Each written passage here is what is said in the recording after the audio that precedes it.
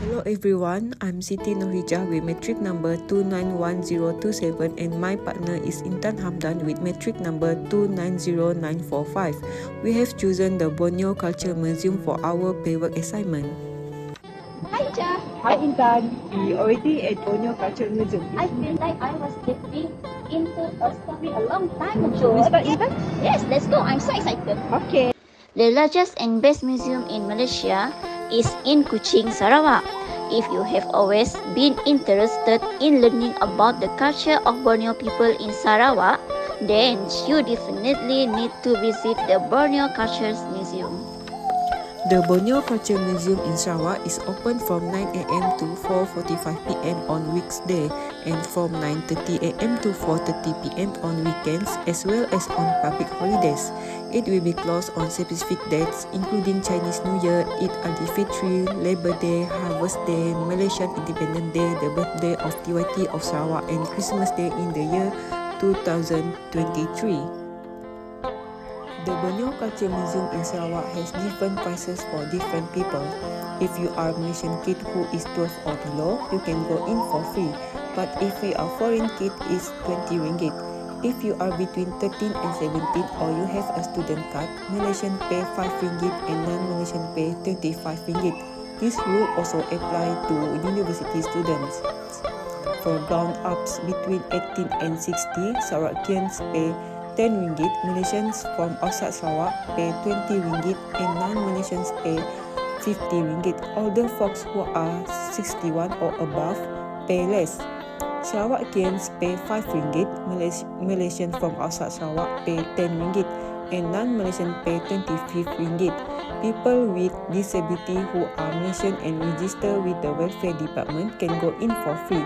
Foreigners with disabilities who are in wheelchair or have document proving their condition can also go in for free. If you come in a group of 10 or more, there are special price are 8 ringgit for Sarawakians, 16 ringgit for Malaysian from outside Sarawak, and 40 ringgit for non-Malaysian per person. There's also a special pass for a whole year for 100 ringgit per person, so you can visit as many times as you want. How to visit Borneo Culture Museum? As the museum is located right at the heart of Kuching City, finding transportation is quite easy. You can hop on a bus, walk, or take a taxi to get here. The New Sarawak Museum is a new landmark of Kuching City and consists of 2 buildings, namely the Borneo Culture Museum and Annex Office Building. The Borneo Culture Museum is a modern 5-story building with a distinctive architectural design that reflects Sarawak's unique traditional craft and rich cultural heritage. The new museum wants to become a lively place for social and cultural exchange. The auditorium and function rooms on level 1 will be able to host a wide range of events, and these programs will turn the museum into a vibrant venue. Also here are the visitor facilities that will cater to the visitors' essential needs such as the reception counter, restaurant and shop. Located on level 2 are the Children's Gallery and the Arts and Craft Gallery. The Children's Gallery provides an optimal interactive learning environment for children through its exhibition and activities. The theme Love Our Rivers focuses on the concept of sustainability using rivers as the foundation of the exhibition narrative. Activities arranged in the Arts and Crafts Gallery allows visitors to learn the skills of traditional craftsmanship, dances, and music. Experience the visual boat rides along Sarawak rivers is only at Borneo Culture Museum.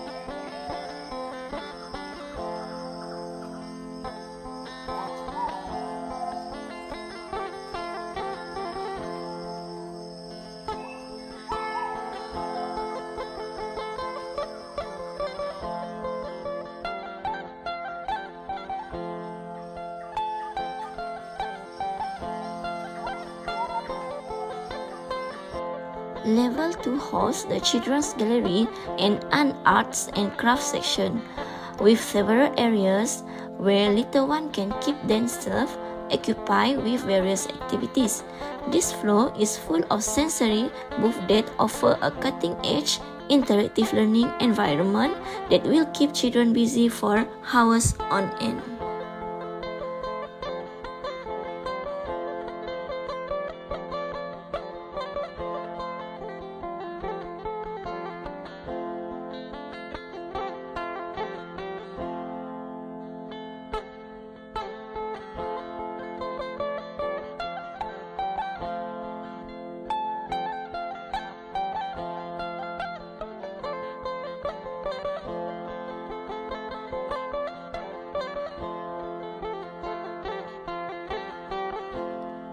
Let's explore the level 3. Level 3 is the biggest gallery with 2,188 square meters of exhibition space. The exhibition's theme is In Harmony with Nature, and it explores the relationship local communities have with the natural environment based on a river journey through 3 major geographical regions. This exhibition offers immersive and multisensory experiences.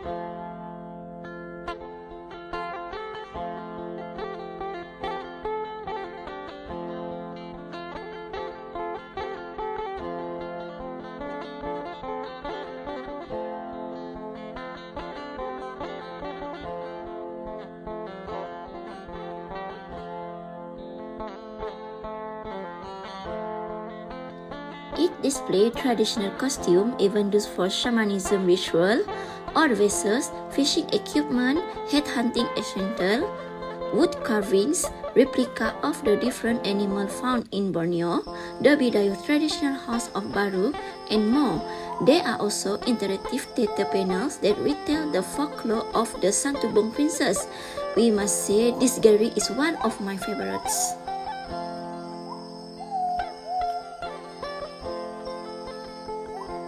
Now, let's go to the another hall. On level 4 is the Time Changers exhibition that will have displays with a strong educational focus. This informative gallery will cater to school groups and topics covered in the history curriculum. This gallery comprises of 4 sections: cave discoveries, Borneo and empires, the making of Sarawak, and Sarawak in motion.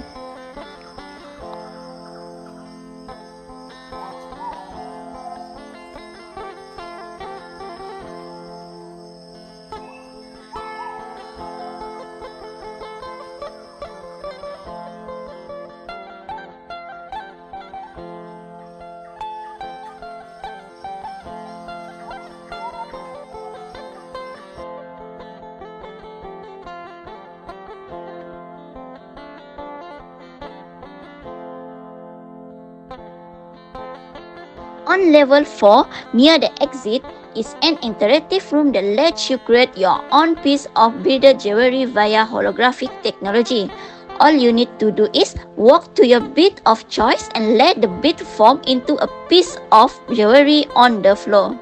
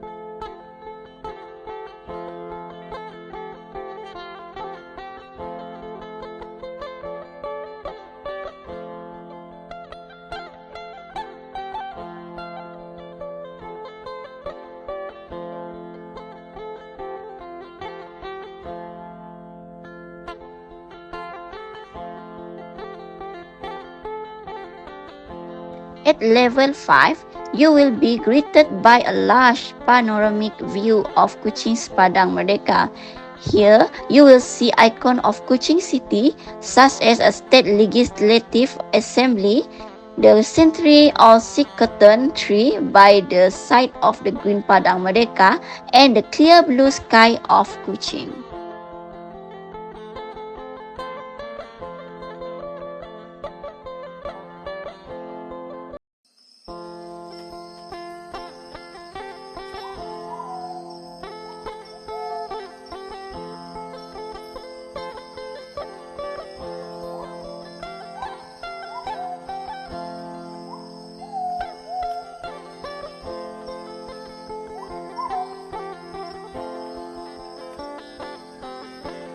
Finally, the museum's masterpieces and best examples of Sarawak's material culture will be on display in level 5. The Objects of Desire gallery will have a strong object focus that allows visitors to admire the artistic beauty of these artifacts. The gallery will be showcasing artifacts that reflect skill, craftsmanship, having designed with divine powers and as a symbol of status. Beads define the culture of the Kayan and Kenyah communities in many ways. They symbolize the social status of a family, used for barter trade and also as marriage gift. Rustic beads like the Lukus Sekala are very much appreciated. The value of an original Lukus Sekala was equal to a human slave.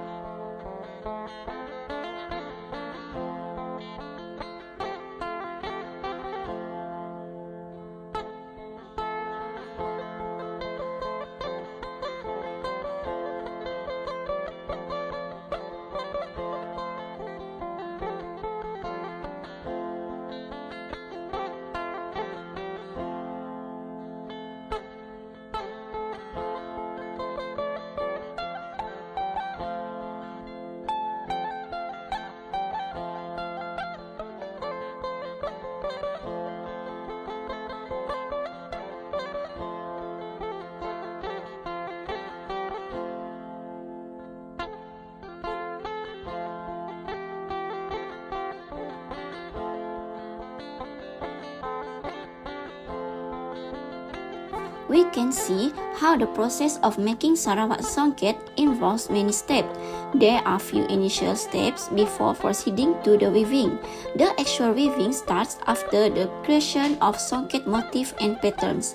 For keringkam, the first step is attaching and tightening the fabric to the wooden frame. Embroidery then starts along the border towards the middles. This involves usage of the gold or silver plated flat thread as main elements.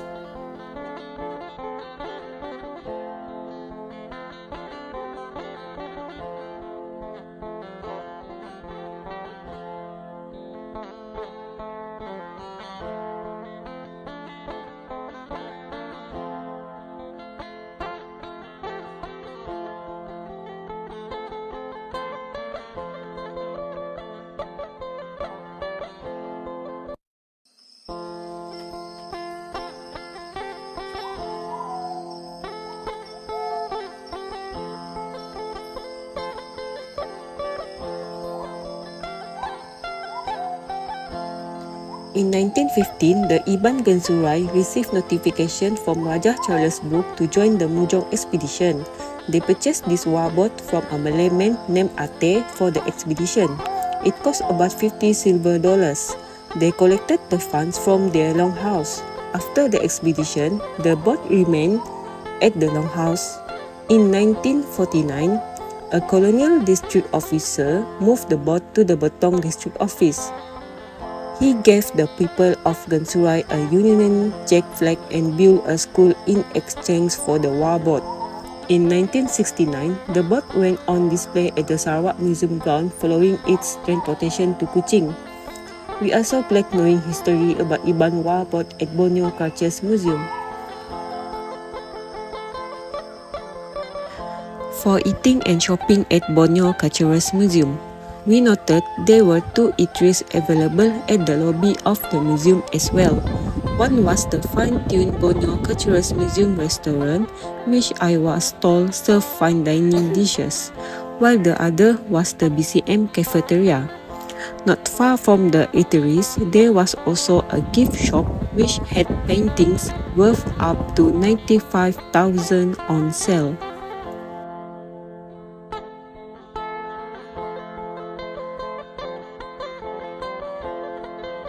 Finally, the final best thing to do at Borneo Cultural Museum is to give yourself a piece of Sarawak from the arts and craft shop.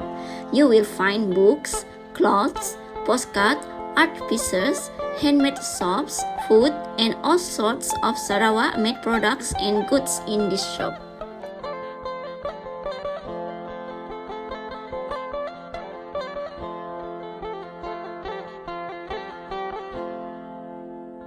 Tips if you are going from me and Intan.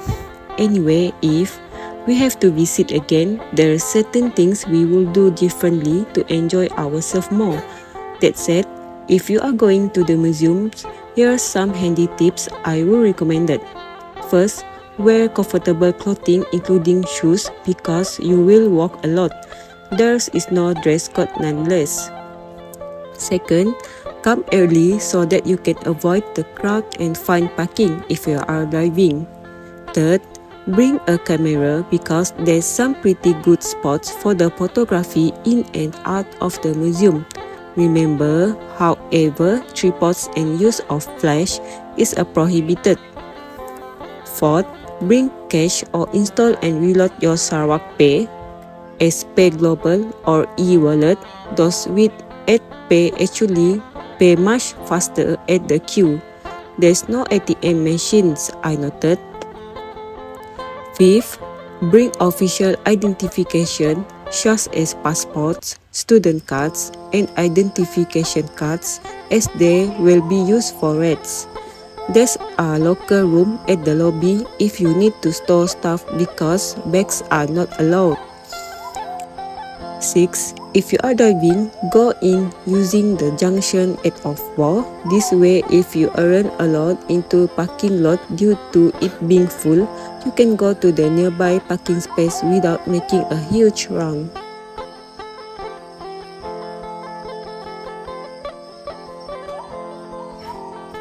For our conclusion, we think our 3 hours spent at the museum is far from enough if we really read every exhibit closely. There was so much on display and they were also well exhibited. The Sarawak Museum did a good job to ensure the exhibits were well taken care of and allow each exhibit to shine on their respective display. That said, we think the museum is a worthy attraction and a must visit for anyone coming to Kuching or Sarawak. Really, for the red spade is worth a visit.